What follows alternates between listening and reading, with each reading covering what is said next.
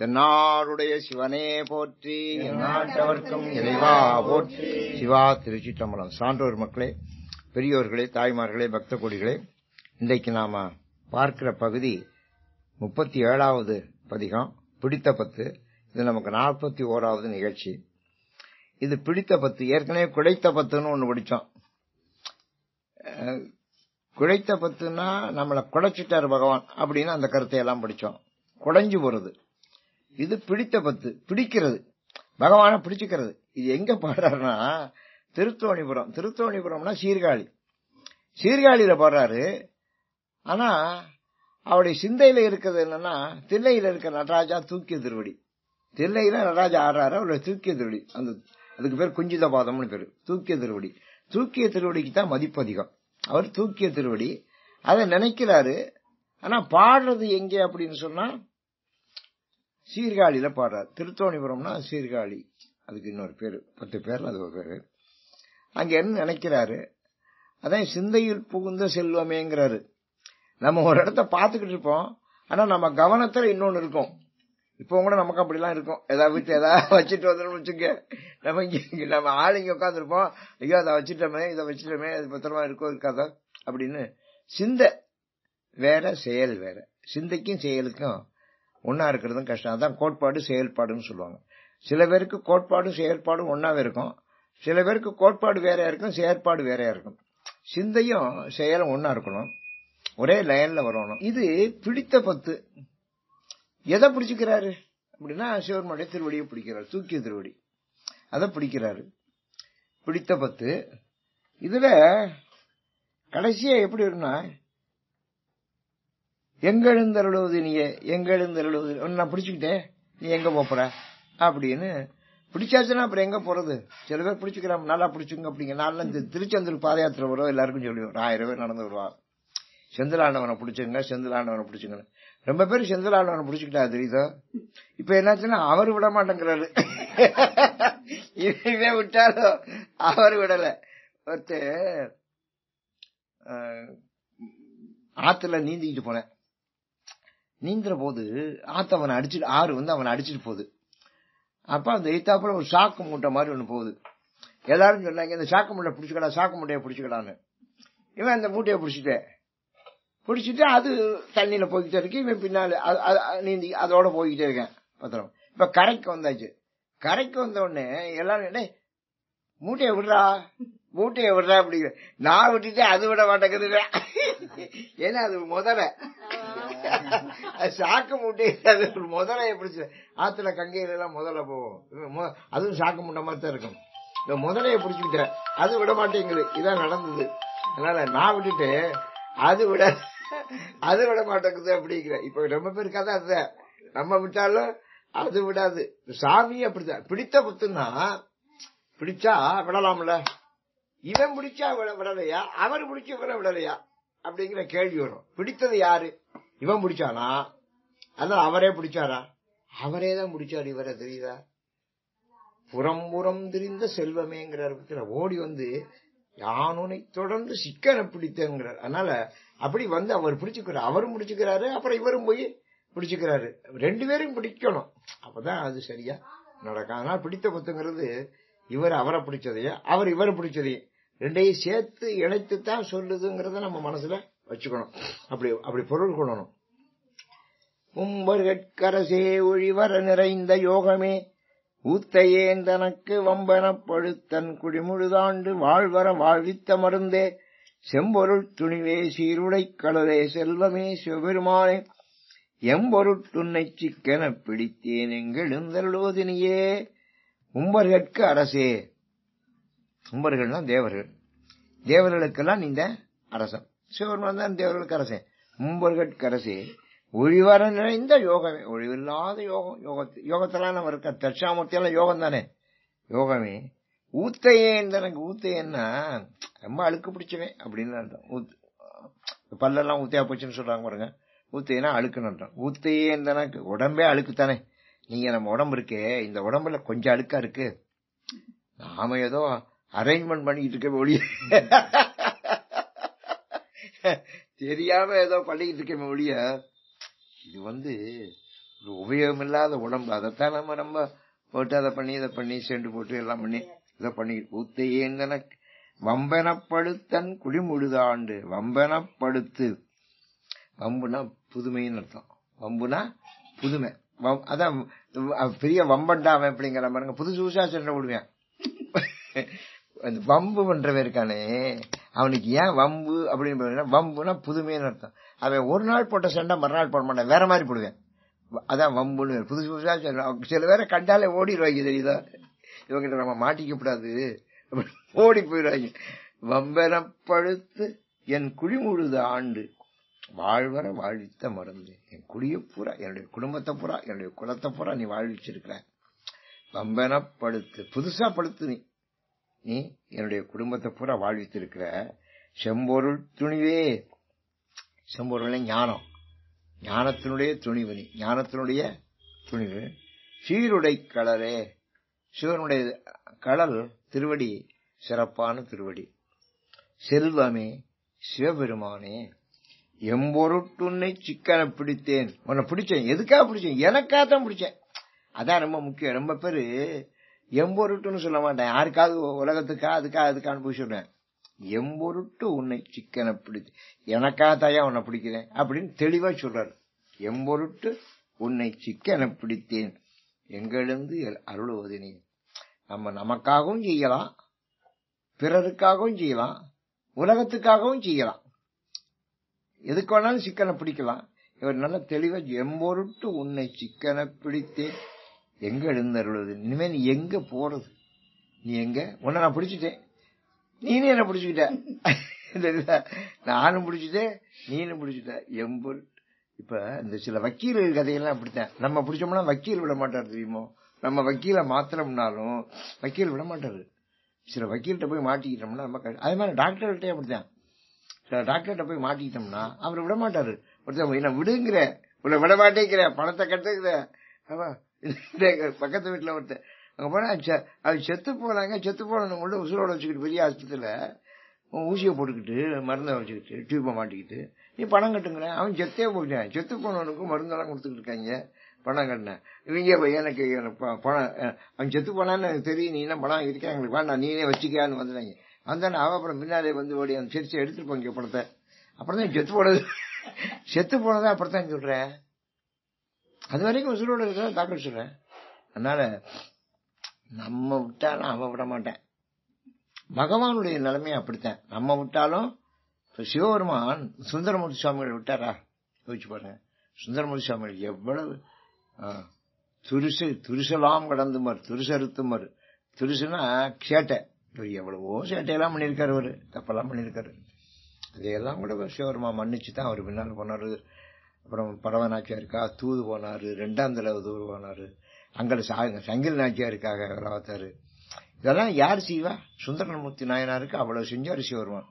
அதனால எம்பொருட்டு உன்னை சிக்கனை பிடித்தேன். சிக்கன அந்த சிக்கன் இந்த ஈரு உருவரா வருங்க, அதுக்கு பேரு சிக்கன் பேரு.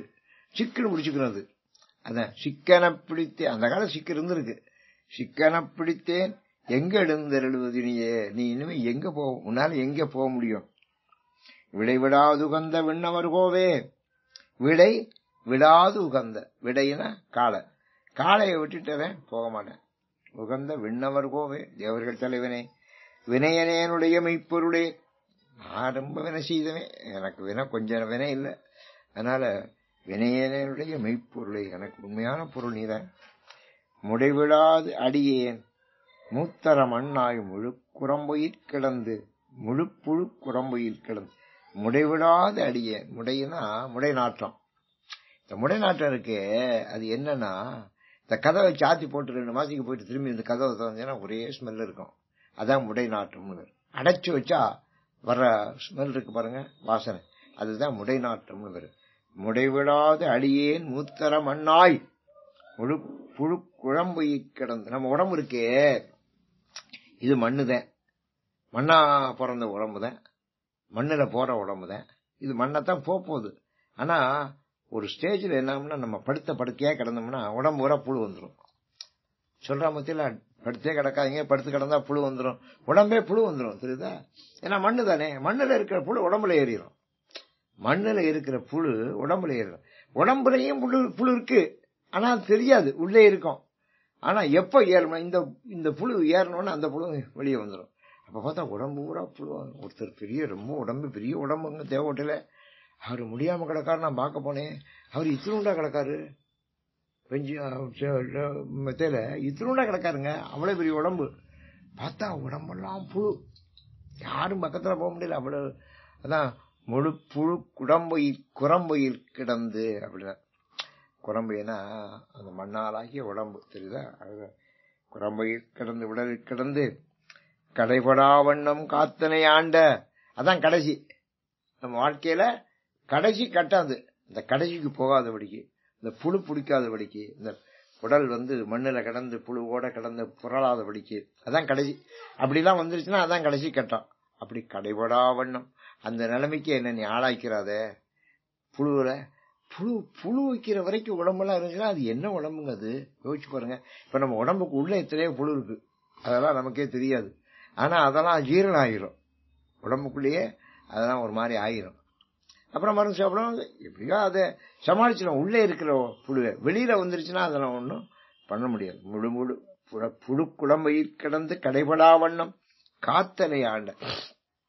அந்த கடைசி நிலைமைக்கு போகாதபடிக்கு என்னை காத்து ஆண்டியே கடவுளே கருணை மாகடலே, பெரிய கருணை கடலப்பா. நான் அப்படி அந்த காட்சியில பாக்குறோம்ல, நான் ஆஸ்பத்திரிக்குள்ள போக மாட்டேன், போனா ஓடியாந்துருவேன் கொஞ்ச நேரத்துல. ஏன்னா அந்த வாசனையே எனக்கு பிடிக்காது. அங்க எத்தனை வியாதியா இருக்கு, எவ்வளவு வியாதி, உலகத்துல எவ்வளவு வியாதி இருக்குங்கிறது உள்ள போனா ஜிஹெச்சுக்கு போனா தான் தெரியும். உலகத்துல எவ்வளவு வியாதி இருக்கு. நான் ஒரு தடவை ஜிஹெச்சுக்கு போயிட்டு நான் வெளியில ஓடியாடுறதுக்கு நான் பட்ட பாடு இருக்கு பாருங்க, இந்த கடவுளுக்கு தான் தெரியும். அதுக்கப்புறம் நான் ஜிஹெச்சுக்குள்ள போனதே இல்லை மெட்ராஸ்ல. அவ்வளவு வியாதி, எங்களுக்கு பார்த்தாலும் வியாதியஸ்தான் இருக்காயா. ஒருத்தன் இப்படி திரும்பிக்கிட்டு இருக்கேன், கழுத்து இப்படி திரும்பிக்கிட்டு இருக்கு ஒருத்தன், இன்னொருத்தர் பார்த்தா இப்படி திரும்பிக்கிட்டு இருக்கேன். ஏன் அப்படி திரும்புற, கழுத்து அதோ ஒரு பக்கம் திரும்புதுங்க, அவனுக்கு அதான் வியாதியான், திரும்பிக்கிட்டே இருப்பான், திருப்பிக்கிட்டு இருப்பான். ஒருத்தன் கையை மேல கொண்டு போறேன், கையை கத்திக்கிறேன், இப்படி ஒரு வியாதி. ஒருத்தன் உட்காரவே மாட்டேங்க, ஓடிக்கிட்டே இருக்கேன், ஏன்டா நான் ஓடிக்கிட்டே தான் இருப்பேன் அப்படிங்கிறேன். ஒருத்தன் படுத்தே கிடக்கேன், ஒருத்தன் எந்திரிச்சே இருக்கேன். எத்தனை வியாதிங்க. சரி, நான் இப்ப நம்ம நினைச்சேன், நம்ம இப்படிலாம் வந்துடக்கூடாது, நரகம்னு சொல்லலாம் பாருங்க, அதான் ஜிஹெச். கடைபடா வண்ணம் காத்தனை ஆண்ட கடவுளே கருணை மாகடலே. என்ன அப்படி கடைசி காலத்துக்கு என்ன விட்டுறாதையா கருணை கடலே. இடைவிடாது உன்னை சிக்கனை பிடித்தேன். ஏன் இடைவிடாது உன்னை நீ நாங்க சிக்கனை பிடிச்ச கொஞ்சம் விட்டுட்டேன்னு வச்சுக்க, நீ அப்ப என்ன விட்டுட்டீங்களா, என்ன கலரை கடைசியில விட்டுட்டீங்களா. கொஞ்சம் விட்டுட்டோம்னா நீங்க இப்பவுமே இந்த கதைகள் தொடர்புகள் அதெல்லாம் விடப்படாது. நம்ம என்ன தொடர்பு வச்சிருக்கோமோ அந்த தொடர்புகளை விடப்படாது. ஒரு செட்டியார் கடை வச்சிருந்தாரு, வெட்டி கடை. அவருக்கு ஒரு கணக்கு பிள்ளை, அவருடைய பொட்டியடியில பணம் இருக்கு, ஒரு 15,000 ரூபாய் பணம் இருக்கு. அதுக்கே பார்ட்டிகள் வரல, அதை என்ன அடைக்கல, அந்த பணம் அப்படி இருக்கு. அப்ப கணக்கு பிள்ளைய பார்த்து சொன்னார், இருந்தது அந்த ஊர்லயே இன்னொரு செட்டியார் இருக்கா, 2 வீடு தள்ளி, அந்த செட்டியார்ட்ட போய் 10,000 ரூபாய் கடன் வாங்கிட்டோப்பா அப்படின்னாரு. அது ரொக்கச்சீட்டில் வச்சுக்குவா. ரொக்கச்சீட்டின்னா கைமாத்து, அது ரொக்கச்சீட்டின்னு ஒண்ணு உண்டு, அதுல எழுதிக்கிறது, அது கைமாத்தா வாங்கிட்டு இருக்கா. அப்புறம் 1 மாசம் 2 மாசத்துக்கு பயன்படுத்திக்கிட்டு அப்புறம் வட்டியோட கொண்டு கொடுப்பா. இது இவளுக்குள்ள பழக்கம். இவளுக்கு ஒரு பைனான்சியர், அவர் எப்போதுமே கடை வச்சிருக்கவனுக்குலாம் ஒரு பைனான்சியர் இருக்கணும், சினிமா படம் எடுக்கிறவனுக்கு பைனான்சியர் இருக்கணும், தொழில் பண்றவனுக்குலாம் ஒரு பைனான்சியர் இருக்கணும். இல்லைன்னா பணம் தேவைப்படுவது, பணம் கிடைக்கலன்னா தொழில் மூழ்கி போயிடும். அப்படியே அவனுடைய 10,000 ரூபாய் வாங்கிட்டு போனாரு. இவன் போனேன், அவர்கிட்ட சொன்னேன், 10,000 ரூபாய் கொடுத்துட்டாரு, கொண்டு வந்து பொட்டியில் வச்சோன்னே அந்த கணக்கு பிள்ளை கேட்டேன் செட்டியார்ட்ட, ஏய்யா நம்மகிட்ட ஏற்கனவே 15,000 ரூபாய் சும்மா இருக்கு பணம், அதுக்கே பார்ட்டிகள் வரல, நம்ம அடைக்கல, அதுவே சும்மா இருக்கு, அதுக்கே வட்டி நடக்கல, இன்னொரு 10,000 ரூபாய் கடனுக்கு வாங்கி வச்சிருக்கீங்க, அதை வேற வச்சிருக்கீங்க, நீ அதுக்கு வேற வட்டி கொடுக்கணுமே, எதுக்கு நம்மகிட்ட 15,000 இருக்கோ நீங்க 10,000 ரூபாய் கடன் வாங்கிட்டு வச்சுருக்கீங்க கேட்டேன். அதுக்கு ஒரு சொன்னா, இல்லப்பா நம்ம ஒரு பணம் வாங்குவோம் கொடுப்போம், இப்போ 2 மாசமா வாங்கல, இப்போ நம்ம வாங்காம இருக்கக்கூடாது, அதனால நான் போய் வாங்கிட்டு வச்சுருந்தேன். நம்ம அப்படி வாங்கி கொடுத்துட்டு இருந்தா தான் பழக்கம்னு அவங்களுக்கு தெரியும். நம்ம ஆட்டுக்குன்னு ஒரு 6 மாசம் வாங்காம இருந்துச்சு, அப்புறம் ஒரு நாளைக்கு போய் கேட்டோம்னா, சரி செட்டியாருக்கு ரொம்ப தேவை வந்துச்சு, இருக்கு முடப்பட்டு போனார், இருக்கு நொடிச்சு போனார், நம்ம இப்ப கொடுக்கப்படான்னு கொடுக்க மாட்டாங்க, அவன் தயாராகிடுவேன். இதுதான் சைக்காலஜி, தெரியுதா? அவன் தயாராயிடும். அப்புறம் அவன் நமக்கு தேவைக்கு தரமாட்டான். அவனுக்கு சந்தேகம் வந்துடும், வேறு இவ்வளவு காலம் வாங்காம இன்னைக்கு வாங்க வர்றாரு, இப்ப நொடிச்சு போனார் ஊருக்கு, நம்ம கொடுக்கப்படான்னு கொடுக்க மாட்டேன். அதனாலதான் நம்ம வாங்க கொடுக்க இருக்கணும் அப்படின்னு அவர் சொன்னாரு. அப்பதான் அவனுக்கு புரிஞ்சு. அதான் இடைவிடாது உன்னை சிக்கன பிடித்து, அதான் இடைவிடாதுன்னு. இடைவிடாது நம்ம போகணும், வரணும், தங்கணும். இப்ப நான் அந்த காலத்துல புஸ்தக வியாபாரத்துக்கு போவேன், புஸ்தகங்களை தூக்கிட்டு போவேன், பையன் தூக்கிட்டு போய் எந்த ஊருக்கு போனாலும் அங்க ஒரு சைக்கிள் கடை தயார் பண்ணி வச்சிருப்பேன். அந்த சைக்கிள் கடையில போய் இந்த பைய மாட்டிக்கிட்டு சைக்கிள்லாம் ஸ்கூலுக்கு போறது போய் விற்பேன்.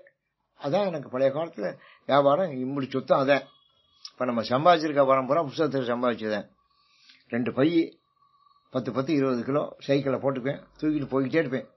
எல்லா ஊர்லயும் சைக்கிள் கடை எனக்கு ரொம்ப பழக்கம். ஒவ்வொரு கடையை பழகி வச்சிருப்பேன். அப்ப போற போது கூட எனக்கு சைக்கிள் தேவையில்லைன்னு வச்சுங்க, அப்ப கூட நான் அவங்கள சைக்கிள் எடுத்துக்கிட்டு சும்மா தள்ளிக்கிட்டே போவேன், சும்மா தள்ளிட்டு போவேன். அவங்க அப்ப ஏன் சார் உங்க தான் சைக்கிள் தேவை, எது சார் தள்ளிட்டு போயிட்டு? இல்லையா, நான் அடுத்த தடவை வரோம், நீ மறந்துடுவேன், என்ன என் பேரு நோட்ல இருக்கணும், உனக்கு நான் பணம் தந்துகிட்டு இருக்கணும், இதான் 4 ரூபாய் 2 ரூபாய் கொடுக்க போறோம். இதை நான் கொடுத்துக்கிட்டு இருந்தாத்தான் உன்னுடைய பார்ட்டி நான், என்னுடைய பார்ட்டி நீ அப்படிங்கறது தெரியும்ப்பா. நீங்க சொல்ற ரொம்ப உண்மை சார். நீங்க திரும்பி இந்த தடவை வாங்க, அடுத்த தடவை நீங்க கேட்டா நான் தரமாட்டேன். அப்படி ரொம்ப பேரை நான் கட் பண்ணி விட்டுட்டேன், உங்களை மட்டும் தான் கட் பண்ணி விடல. ஏன்னா நீங்க இடைவிடாது சிக்கன பிடித்து, புரியுதா? இடைவிடாது உன்னை சிக்கன பிடித்து. அவங்க சைக்கிள் என்ன கூட பக்கத்து கடையில போய் எனக்கு எடுத்தான் தருவேன். காரணம் என்னன்னா, நம்ம இடைவிடாது அவனோட தொடர்பு பணம் கொடுக்குறோம் பாருங்க. நான் என்ன செய்வேன், அவங்களை எடுத்து, அப்ப எனக்கு நான் பஸ்ஸுக்கு தான் போறேன், அவங்கள்ட்ட சைக்கிள் எடுக்கிற இருந்தாலும் சைக்கிள் எடுத்துட்டு அடுத்த கடையில கொண்டு நிறுத்துவேன். அவங்க 4 கடை தள்ளி எடுத்துட்டு அங்க ஒரு சர்பத் சாப்பிடுவேன். அது 1/2 மணி நேரம் ஆயிரும்.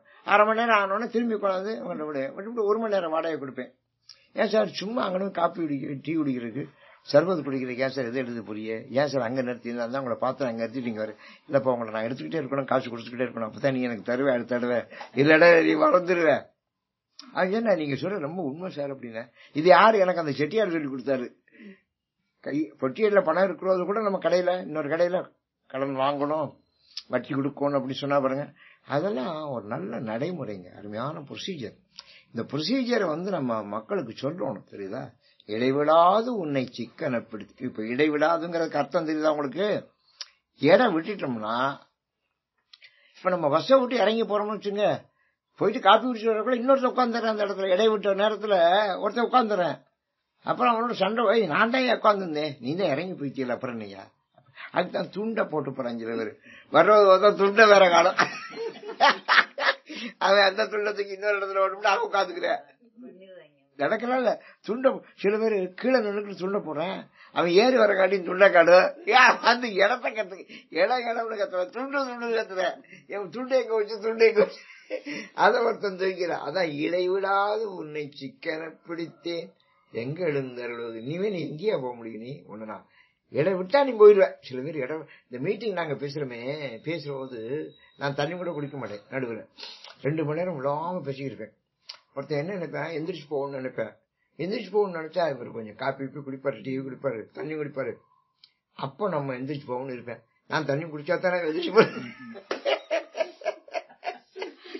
நான் தண்ணியே குடிக்கிறதில்ல, அவனும் பாப்பேன், சரி தண்ணியே குடிக்க மாட்டேங்கிறா, இருந்து கேட்டுட்டே வருவோம். இடை விடக்கூடாதுங்க. நான் இடை விட்டதே கிடையாது, தண்ணி குடிச்சதே கிடையாது. அதான் காரணம். இடை விட்டோம்னா 4 பேர் எந்திரிச்சு போயிடுவேன். போறவன் டைம் பார்த்துக்கிட்டே இருப்பேன். எப்ப போகணும்னா நேரம் பாக்குறது இருக்க கொஞ்சம் பாப்பா, அப்படி டைம் பார்த்து அவன் கொஞ்ச நேரம் அசந்தா எந்திரிச்சு போயிடுவேன். 10 பேர் போனா இங்கிட்டு ஒரு 10 பேர் எந்திரிச்சிருவேன். அப்புறம் கூட்டமே கலைஞ்சிரும், தெரியுதா? அப்புறம் அங்க வெளியில இருந்து வர்றவன் அப்பதான் மீட்டிங் வருவேன், என்ன அதுக்குள்ள முடிஞ்சுதான் அவன். நம்ம இப்பதான் ஆரம்பிச்சிருப்போம், அவன் வர்றதே முடிஞ்சுதா அப்படிங்க. ஏன்னா 10-20 பேரா போனா சந்தையா வரும்ல, அதுக்குள்ள முடிஞ்சிருச்சா அப்படிங்க. அதனால இடைவிடாது உன்னை சிக்கன பிடித்தே எங்கிருந்து அருள்வது நீயே. இதெல்லாம் நமக்கு அனுபவங்க. இப்ப நான் சொல்ற கூட உங்களுக்கு அனுபவம் தான் சொல்றேன். அம்மையே அப்பா, இந்த பாட்டு ஒரு அருமையான பாட்டு, எல்லாருக்கும் தெரிஞ்ச பாட்டு. அம்மையே அப்பா ஒப்பிராமணியே அன்பினில் விளைந்த ஆரமுதே பொய்மையே விரிக்கு பொழுதினை சுருக்கும் புழுத்தலை புலையனேன் தனக்கு செம்மையே ஆய சிவபதம் அளித்த செல்வமே சிவபெருமானே, இம்மையே உன்னை சிக்கனப் பிடித்தேன் எங்கெடுந்தருளுதனையே. அம்மையே அப்பா அப்பா அம்மா, ஒப்பிலாமணியே, மணியிலே ராஜரத்னம் தான் ஒப்பில்லாத மணி. அன்பினில் விளைந்த ஆரமுதே, அன்புல விளைஞ்ச அமுதனே, அன்புல விளைந்த அமுதனே. பொய்மையே வரிக்கு, நான் இப்ப என்ன பண்றேன்? பொய்மையே, பொய்யத்தான் நம்ம பெருக்கிறோம். உலகம் பூரா இப்ப என்ன பொய் தான் பெருக்கிறேன். பொய்மையே வரிக்கு பொழுதினை சுருக்கும். அதனால என்னாச்சு? நம்ம பொழுது சுருங்கி போகுது.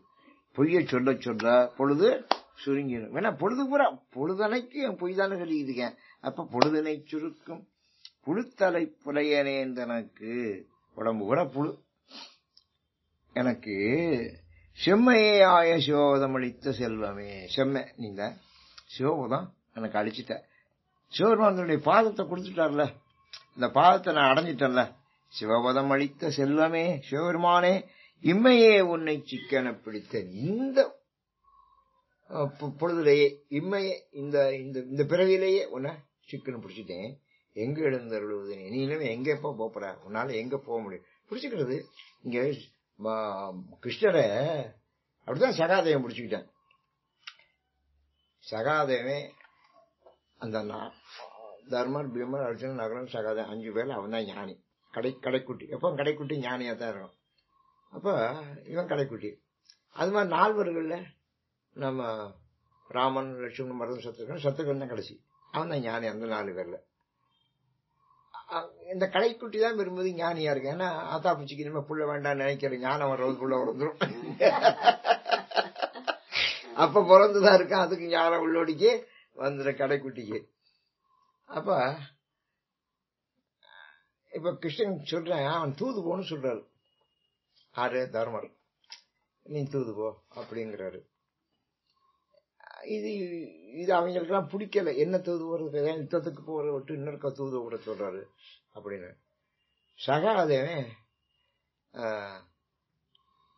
சொல்றேன், கிருஷ்ணா இது பூரா இப்ப நீ தான் நடத்துற, இப்ப யுத்தத்தையும் நீ தான் நடத்த போற, தெரியுதா? நீ என்ன பண்ண போறங்கிறது ஒருவங்க தெரியாது. ஆனா நான் அறிவேன் உண்மையாக. ஒண்ணு எனக்கு நல்லா தெரியும். அவனை பையன் வெளியில கூட்டிட்டு ஒரு சைடு வாங்கி பேசுறேன். அந்த எப்ப நமக்கு எதுல சைடு வாங்கி பேசுனா கூட்டிட்டு போறோம் வெளியில, அங்க வச்சு பேசக்கூடாது. இவன் ஒரு சைஸா பேசுறேன், அவங்க பேசுறத இவன் வேற மாதிரி பேசுறேன் அப்படின்னு கூட்டிட்டு போறேன். கூட்டிட்டு போய், ஏண்டா நானாடா யுத்தத்தை உண்டாக்குறேன், நீ என்னடா இப்படி பேசுற அப்படிங்கிறாரு. நீ தான் உண்டாக்குற அப்படின்னு. சரியப்பா விடு, நான் யுத்தத்தை இப்ப உண்டாக்கல. யுத்தத்தை எப்படி தடுக்கலாம்? யுத்தம் வந்துருச்சு, அது எப்படி பாரத போரை எப்படி தடுக்கலாம் அப்படின்னு. அப்பதான் சொன்னேன், நீ பாரத போரை தடுக்கணும்னு உண்மையா நினைக்கிறியானா? நீ சொல்லு எப்படி தடுக்கணும். நான் சொல்லோடு செஞ்சேன்னா யுத்தம் நடக்காதான். எப்படி பாராள கர்ணனுக்கு ராஜ்யத்தை கொடு அப்படிங்கிற. தர்மன் ராஜ்யத்தை கேட்கறான், இந்த பக்கம் துரியோதன் ராஜ்யத்தை கேட்கறான். இவன் நடுவில் ஒரு ஆளை விட்டு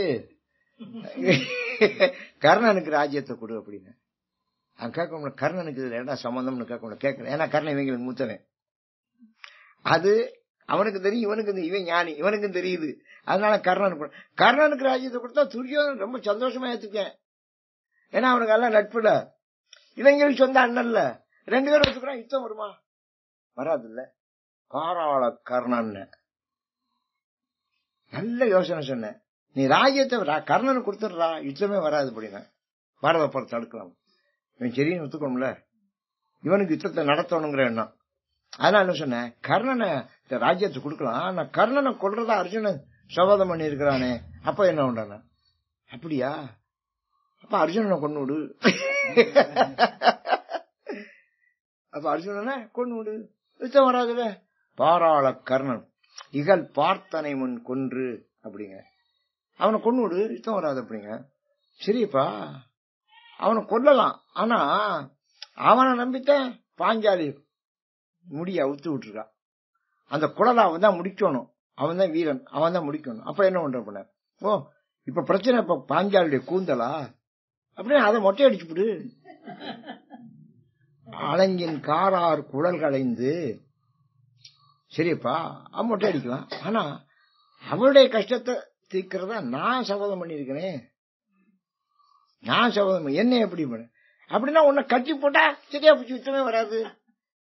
இகழ் பார்த்தனை முன் கொன்று அணங்கின் காலார் குழல் களைந்து காலு தலை பூட்டி நேராக கைப்பிடித்து நின்னையும் யான் கட்டுவனேல் வாராமல் காக்கலாம் மகாபாரதம் என்றான். அப்படி ஒரு ஒரு ஸ்டேஜ் பை ஸ்டேஜ் அவன் சொல்லுவேன். அவன் தான் ஞானி. ஸ்டேஜ் பை ஸ்டேஜ் சொல்ல பாருங்க, அவன் தான் ஞானி. அது மாதிரி இடைவிடாது உன்னை சிக்கன பிடித்தேன், இடைவிடப்படாது. உன்னை சிக்கன பிடித்தேன் செம்மையே ஆய சிவபதம் அளித்த செல்வமே சிவருமானே இம்மையே உன்னை சிக்கன பிடித்தேன் எங்கெழுந்தருளுதனிய இந்த பிறவிலேயே உன்னை பிடிச்சுக்கிட்டேன் அப்படிங்கிறான். அருளுடை சுடரே, அருள் நிறைந்த சுடர் நீ, அழிந்ததோர் கனியே நல்ல கனி, பெருந்திரல் அருந்தவர் கரசே தவசிகளுக்கெல்லாம் இந்த ராஜா, பொருளுடை கலையே, பொருளுடை கலை. இப்ப பொருள் இல்லாத கலை அதிகமா இருக்கு. இப்ப கலைகள்லாம் எப்படி இருக்குன்னா, இந்த ஜனவரி 1ஆம் தேதி வரப்போகுது, ஹோட்டல் எல்லாம் இந்த பெரிய பெரிய ஹோட்டல் எல்லாம் திறந்து விட்டுறேன். அவன் போய் பணத்தை கட்டி 4000 10,000 கட்டிவிட்டு ஆடுவாங்க. கலை கலைன்னு சொல்லி டான்ஸ் எல்லாம் ஆட, சும்மா குதிச்சா டான்ஸ், கத்துனா பாட்டு, இப்படி எல்லாம் வச்சிருக்காங்க. பொருளுடை கலையை, எந்த கலையா இருந்தாலும் அதுல பொருள் இருக்கும். நீ தான் பொருளுடை கலை, நீ பொருளுடை கலை. புகழ்ச்சியை கடந்த போகமே, நீ போகம் தான், இன்பம் தான் நீ. ஆனா புகழ்ச்சி இல்லாத, புகழ்ச்சியை கடந்தவன் நீ. புகழ்ச்சியை கடந்தவன் உலகத்துல கிடையாது. புகழ்ச்சிக்கு ஆட்பட்டவன் தான் எல்லாரும். ஆனா நீ புகழ்ச்சியை கடந்தவன். யோகத்தின் பொலிவே, யோகத்தினுடைய பொலிவு உங்கள்கிட்ட இருக்கு. திருளெடுத்து அடியார் சிந்தையில் புகுந்த செல்வமே. திருள்னா மயக்கம். அப்படி மயக்கமாக அடியார்கள் இருக்கும்போது அந்த மயக்கம் நிறைந்த உள்ளத்துக்குள்ள புகுந்து தெளிவை ஏற்படுத்திய செல்வனி சிவபெருமானே. அதான் மயக்கம் வரும்போது அவன் உள்ள வந்துடுவேன். உள்ள வந்தா மயக்கத்தை நீக்கிடுவேன், மனசுக்குள்ள வந்துடுவேன். நீங்க நமக்கு ஒரு மயக்கம் வருதுன்னு வச்சுக்கோ, மயக்கம் வரும், சிவபுராணத்தை எடுத்து வச்சு படிக்கணும். இந்த பிடித்தபத்தை எடுத்து வச்சுட்டு படிக்கணும். படிச்சோம்னா நமக்கு அந்த மயக்கம் தீரும். இருளிடத்து உன்னை சிக்கன பிடித்தேன். உன்னை நான் எப்போ வந்து பிடிச்சேன்? இருளிடத்து உன்னை சிக்கன பிடித்தேன். எனக்கு மயக்கம் வந்த போது, அறியாமை வந்த போது, தெரியுதா, முட்டாள்தனமாக நான் இருந்த போது உன்னை பிடிச்சுக்கிட்டேன். எங்க எழுந்தருளுவது, நீ இனிமே எங்கப்பா போக முடியும்? இருள் வர்ற போதான் நம்ம பிடிச்சிக்க. இருட்டுல நம்ம இன்னும் சோரை பிடிச்சிக்கிற பாருங்க.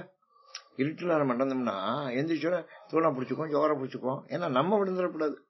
சில வீட்டை சுவர விழுந்துரும், அப்படி சுவரெல்லாம் இருக்கு. இருளிடத்து உன்னை சிக்கன பிடித்து. சில பேர் சில ஆளை பிடிச்சுக்குவேன், அவன் விழுந்துருவேன், தெரியுதா? சில பேர் சில ஆளை பிடிச்சுக்குவேன், அப்ப அவன் விழுந்த. நான் ஒரு தடவை 1967 எலெக்ஷன் நடந்துச்சு. அதுல காமராஜ், பக்தவச்சலம், வெங்கட்ராமன், சி சுப்பிரமணியன், அவ்வளவு தலைவர்களும் தோத்து போனாங்க. எல்லாரும் தோத்து போனாங்க 67 எலெக்ஷன்ல. எனக்கு ஆச்சரியம். எனக்கு அவங்க அந்த மந்திரி சபை இருந்த 8 பேர் எனக்கு பழக்கம். இந்த படத்துல பார்த்தீங்கன்னா 50 பேர் இருப்பா, 8 பேர் எனக்கு பழக்கம். அந்த மந்திரி சபையில் இருந்தவங்க அவ்வளவு பேரையும் நம்ம பள்ளிக்கூடத்துல ஹெட் மாஸ்டர் இருந்தேன்.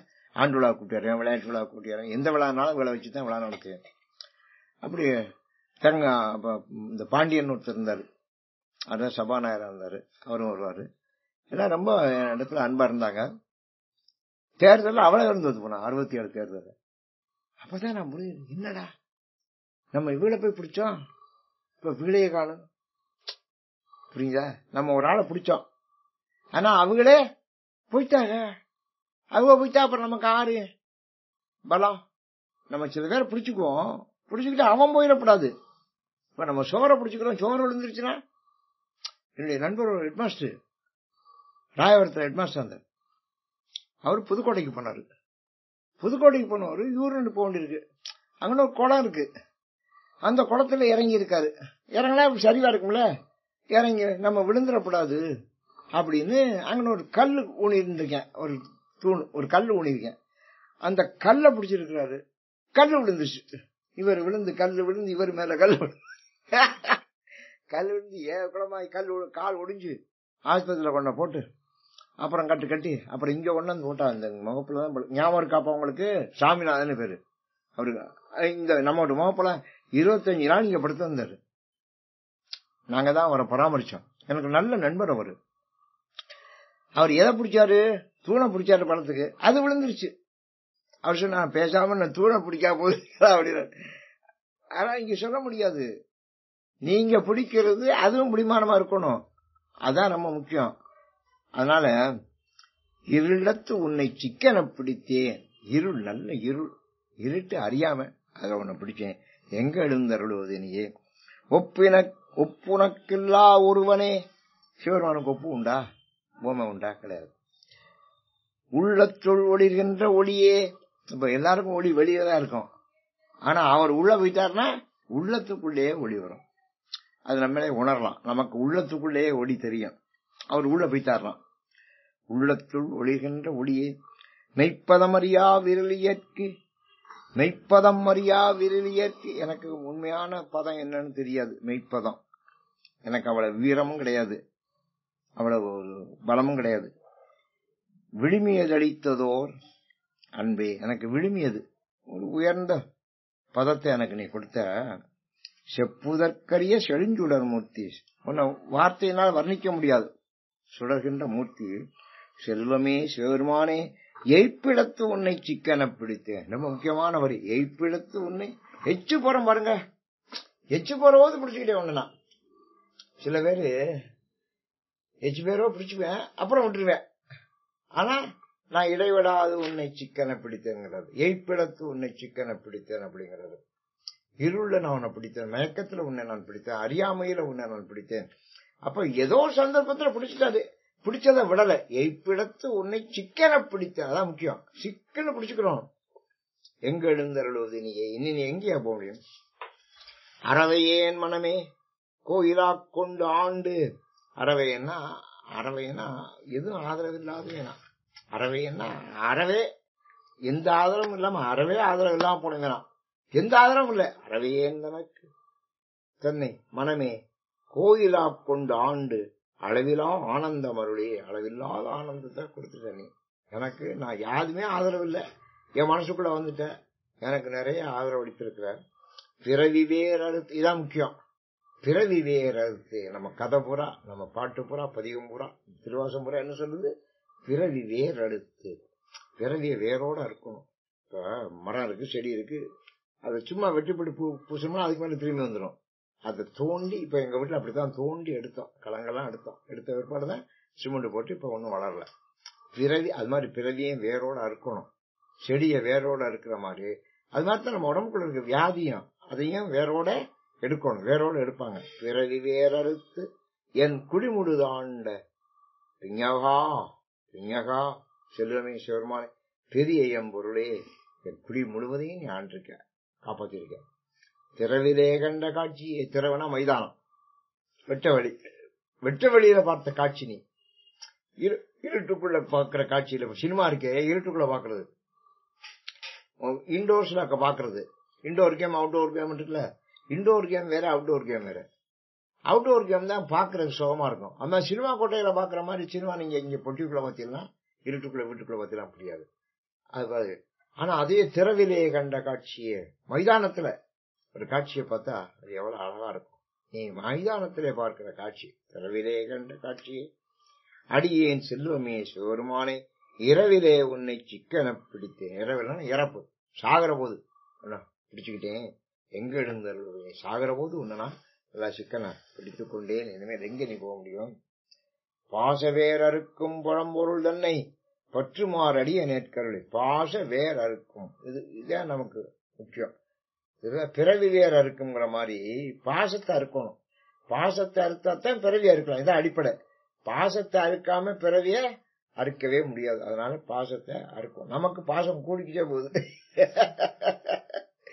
பாசம் இப்ப யாருக்கும் நாளாக நமக்கு வயசாகத்தான் பாசம் கொண்டு பேத்தி எல்லாம் இங்க வந்து கிடந்துச்சு. நான் முந்தியெல்லாம் பாசம் வேறெல்லாம் அறுத்துட்டேன். அதுக்கப்புறம் அது உண்டாகி போச்சு. அதையில பார்த்தோன்னே பாசம் ரொம்ப அதிகமா போச்சு. காரணம் அது கூட பழகிறோமா, நம்மள அறியாம பாசம் வந்து. பாச வேற இருக்கும் பழம்பொருள் தன்னை பற்றுமாறு அடிய எனக்கு அருளி. பழைய பொருள்களை எனக்கு சொல்லி, மெய்ப்பொருளை எனக்கு சொல்லி, எனக்கு நல்ல விஷயங்கள் அருளி. பூசனை உகந்து நான் செய்யற பூஜை, நான் என்ன ஒரு பூஜை செய்யறேன். நம்ம செய்யற பூஜையெல்லாம் சும்மா சாதாரண பூஜை. அதை நீ ஏத்துக்கிட்டியே. சில பேர் நம்ம சிவாய வாழ்க, நாதன் தாழ் வாழ்க, இமைப்பொழுதும் என் நெஞ்சில் நீங்காதான் தாழ் வாழ்க. இட்லி அவஞ்சிருச்சா? கோகடி ஆண்ட குருமணிதன் தாழ். குருமா வச்சாச்சா? குருமணினோட குருமா வரும், ஞாபகம் வரும். இமைப்பொழுதுனோட இட்லி ஞாபகம் வரும். நம்ம உள்ள சாமி கும்பிட்டுக்கிட்டு இருப்போம், இங்க தாக்கல் இங்க கேட்டுக்கிட்டு இருப்போம், இட்லி வச்சாச்சா, குருமா வச்சாச்சா, இதுதான் நம்ம பஜனை, நம்ம பாட்டு. இல்ல பலகாரம் ஆயிடுச்சு சுடச்சுட இருக்கு, நீங்க சாப்பிடுவாங்களா, சாமி அப்படியே சொல்லிட்டு பூஜை பாதியிலே நிக்கும். நம்ம வந்து என் சம்சாரம் அப்படித்தான், இதை குடிச்சு விட்டு நீங்க ஒரு பூஜை பண்ணுங்கம்மா, வந்து குடிச்சு விடுவே அப்புறம் பூஜை பண்ணு, இல்ல இவனுக்கு பொருள் சொல்ல முடியாது, அவனுக்கு பொருள் சொல்லி விடலாம், தெரியுதா? அவனுக்கு சிவபெருமானுக்கு இல்லப்பா பதில் சொல்லலாம், ஆனா இவனுக்கு நாம பதில் சொல்ல முடியும் அவளுக்கு. அதனால நடுவில் நினைச்சுட்டு வந்து சொல்றது. அதனால பூசனை உகந்து என் சிந்தையில் புகுந்து பூங்கடல் காட்டிய பொருளை, என் சிந்தைக்குள்ள புகுந்து அவனுடைய திருவடி எங்க காட்டுறேன், சிந்தையில காட்டுறேன், உள்ளத்துல காட்டுறேன். இப்ப நம்ம வெளியில பாக்குறது கண்ணுக்கு தெரியுது, கண்ணுக்கு தெரியாம உள்ள காட்டுறேன். பூங்கடல் காட்டிய பொருளே, பூங்கடல்னா இனிமையான கடல் திருவடி, அதை காட்டுறேன். தேசுடை விளக்கே, தேசன ஒளி, ஒளி விருந்திய விளக்கே, செழுஞ்சுடர் மூர்த்தி செல்வமே சிவபெருமானே, ஈசனே உன்னை சிக்கன பிடித்தேன் எங்க எழுந்தருளுவதனையே, ஈசனே உன்னை நான் பிடிச்சுக்கிட்டேன். அத்தனே அண்டர் அண்டமாய் நின்ற ஆதியே, அத்தனே அத்தனா தலைவன் அர்த்தம், அப்பனே தலைவனே, அத்தனே அண்டர் அண்டமாய் நின்ற ஆதியே, அண்டத்துக்கெல்லாம் அண்டம், இதுதான் பிரபஞ்சம், அவன்தான் ஆதி. யாதும் ஈரில்லா சித்தனே, சித்தர்கள்ல ஈரே இல்லாத சித்தன். பக்தர் சிக்கன பிடித்த செல்வமே, பக்தர்கள் ஒன்னதான் வந்து பிடிச்சுக்கிட்டா. சிவபெருமானே பித்தனே எல்லா உயிரமாய் தழைத்து, எல்லா உயிரும் நீந்த பித்தன், நீந்தான் பித்தன், நீ எல்லா உயிரும் நீந்த. பிழைத்தவை அல்லையாய் நிற்கும், பிழைத்தவை அல்லையாய் நிற்கும் எத்தனே, என்ன பிழைச்சிருக்கோ அதெல்லாம் நீந்த, இல்லாம இருக்கவும் நீந்த, உள்ளவனும் நீந்த இல்லாதவன் நீந்த. எத்தனை நீ பெரிய மாயன், மாயன் நீ. எத்தனைனா அவன் பெரிய எத்தன்டாவே அப்படிங்கிறான்ல, எத்தனை நீ பெரிய மாயன், உன்னை சிக்கன பிடித்தேன் எங்க எழுந்தருளுவதினியே. பால் நினைந்தூட்டும், இது ஒரு அருமையான பாட்டு இந்த பகுதியில.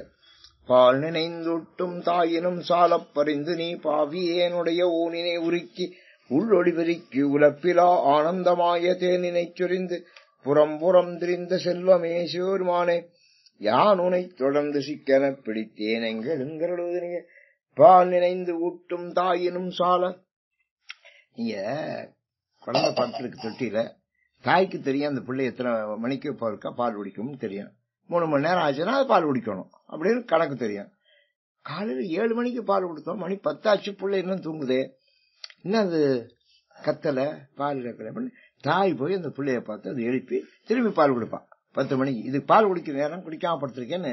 பால் நினைந்து ஊட்டும் தாயினும், அந்த பால் பசிச்சு பிள்ளை அழுது குடிக்கிறது இல்ல, அது குடிக்க வேண்டிய நேரம் இதுன்னு தாய்க்கு தெரியும். அதனால தாய் என்ன செய்வா, அந்த பிள்ளை எழுப்பி அந்த பிள்ளைக்கு பாலை கொடுப்பா. அப்படி நீ எனக்கு என்ன தேவைன்னு நீ வந்து எனக்கு ஊட்டி இருக்க. பால் நினைந்து ஊட்டும் தாயினும் சால பறிந்து, அவளை விட நீ என்கிட்ட அன்பு காட்டி பாவியனுடைய ஊனினை உருக்கி, என்னுடைய ஊனை உருக்கி உள்ளொளி பெருக்கி. பகவான் வந்து நமக்கு எப்படி கொடுக்கிறார்னா, அவருக்கு தெரியும் நமக்கு என்ன கொடுக்கணும் அப்படின்னு அவருக்கு தெரியும். அந்த காலத்துல சாதின்னு ஒரு கவிஞர் இருந்தாரு. எங்கன்னா அரேபியாவில் முஸ்லிம் நாட்டுல ஒரு கவிஞர், சாதின்னு பேர், அவர் பேர் சாதி.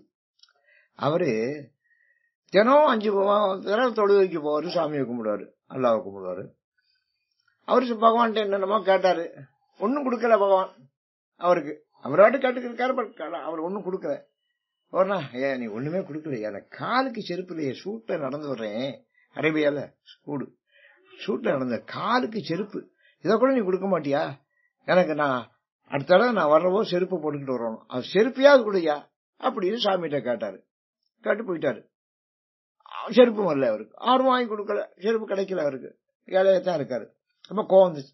இவரை நான் எதுக்கு இப்ப கும்பிடுறேன் சாமி 5 தடவை, சும்மா போய் கும்பிடுறேன், ஒரு செருப்பு கூட தரமாட்டாங்க, வேற ஒண்ணும் தர. நான் என்ன கேட்டேன், செருப்பு தான் கேட்டேன்.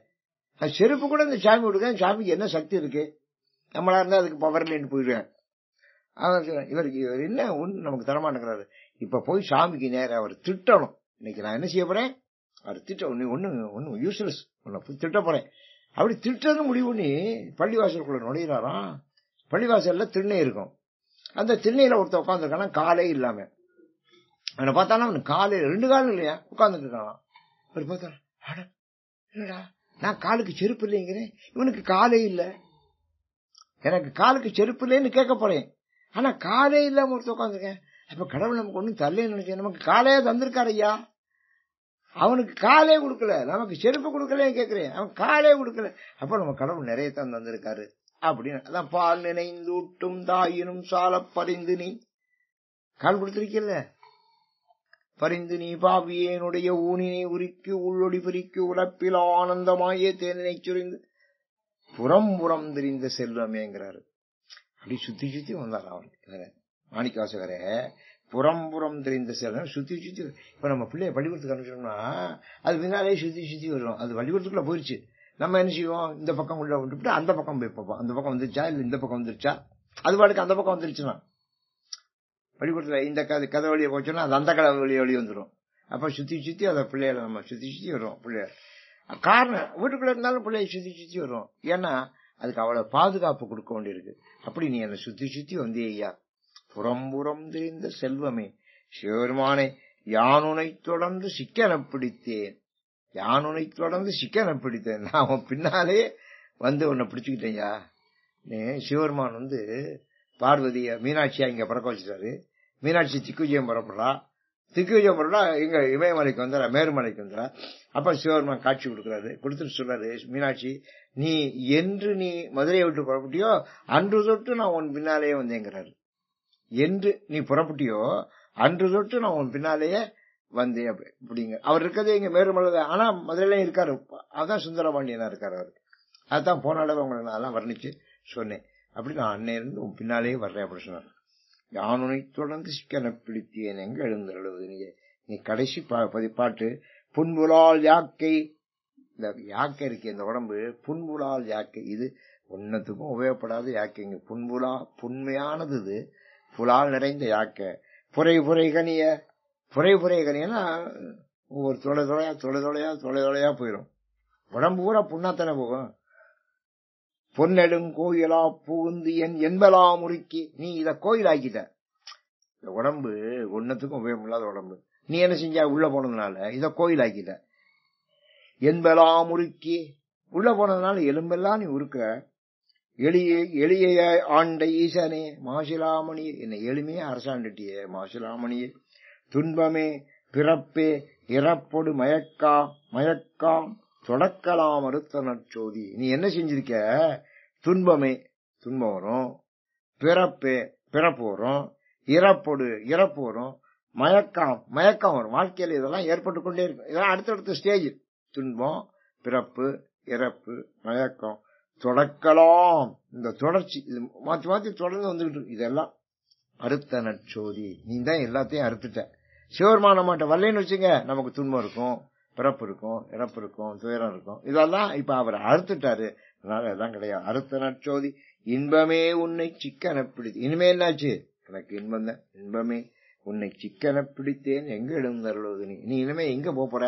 நீ நான் உன்னை பிடிச்சுக்கிட்டேன், நீ என்ன இந்த பிடித்தேங்கிறதுக்கு 2 பொருள். ஒண்ணு நான் உன்னை பிடிச்சேன், நீ என்ன பிடிச்ச. அதான் பிடித்த புத்து. குடைத்த புத்துல அப்படி இல்ல. குடைத்த புத்தனா குறைஞ்சு போயிடுறது, நம்ம குறைஞ்சு போயிடுறது. ஆனா பிடித்த புத்தல நம்ம அவனை பிடிக்கிறது, அதை நம்ம பிடித்துக் கொள்ள எங்களும் தருவது. நீ இனிமே எங்க போற என்று அந்த சிவபெருமானுடைய தூக்கிய பாதத்தை எங்க நினைக்கிறார், சீர்காழி நினைக்கிறார். தூக்கிய பாதம் தில்லையில, இப்ப நினைக்கிறது சீர்காழியில. அப்படி மனசால் நினைக்கிறார். இதான் முக்தி கலப்புரைத்தல்னு